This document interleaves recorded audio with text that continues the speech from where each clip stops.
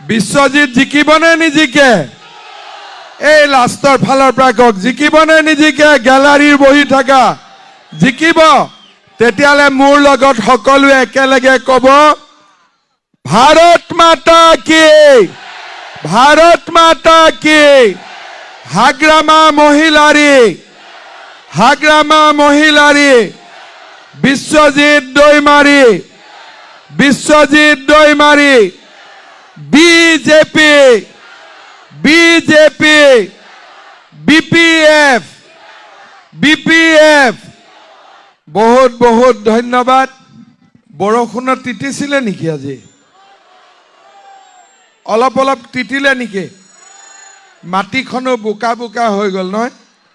ঠিক আছে, আপোনালোকে যিহেতু আজি কষ্ট কৰিছে, তেতিয়াহ'লে কষ্টৰ পুৰস্কাৰ এটাও মই দিব লাগিব আপোনালোকক।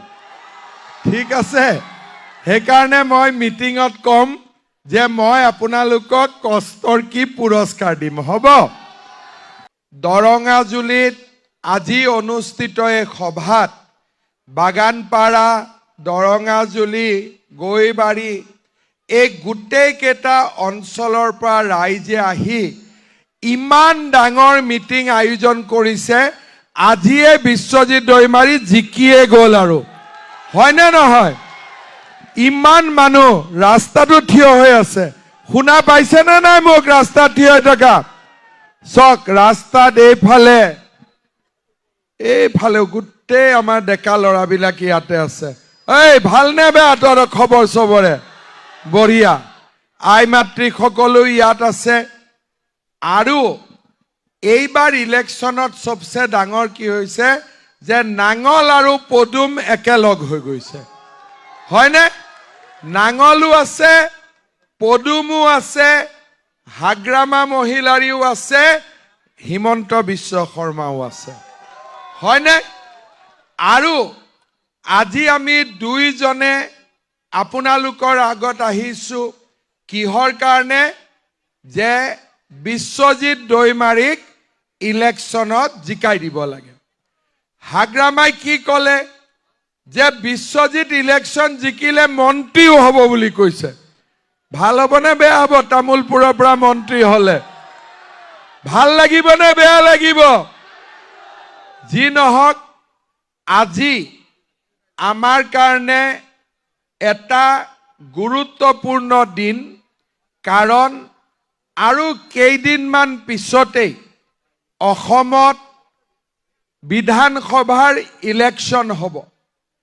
আপোনালোকে জানে যে এই বিধানসভাৰ ইলেকশ্যনত আমাৰ ৰিজাল্ট কেনেকুৱা হ'ব তাৰ ওপৰতে অহা 5 বছৰ আমাৰ অঞ্চলটোৰ উন্নয়ন আৰু বিটিচিৰ উন্নয়ন আৰু ৰাজ্যৰ উন্নয়ন নিৰ্ভৰ কৰিছে।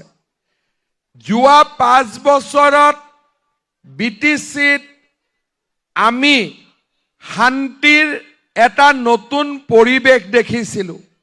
প্ৰধানমন্ত্ৰী নৰেন্দ্ৰ মোদী ডাঙৰীয়াৰ প্ৰচেষ্টাত আৰু আপোনালোক সকলোৰে আশীৰ্বাদত আজি বিটিচিত এটা সম্পূৰ্ণ শান্তিৰ পৰিৱেশ হৈছে।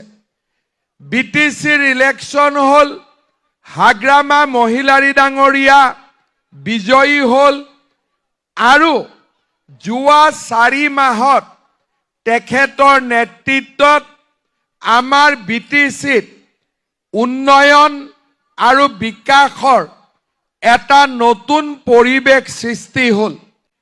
আজি আমাৰ বিটিচিত হাগ্ৰামা মহিলাৰী যেতিয়াই বিটিচিৰ প্ৰধান হৈছে, তেতিয়াই সকলো জাতি জনগোষ্ঠী একেলগে লগ হৈ সামাজিক সদ্ভাৱ গঢ়ি তুলিবলৈ সক্ষম হৈছে।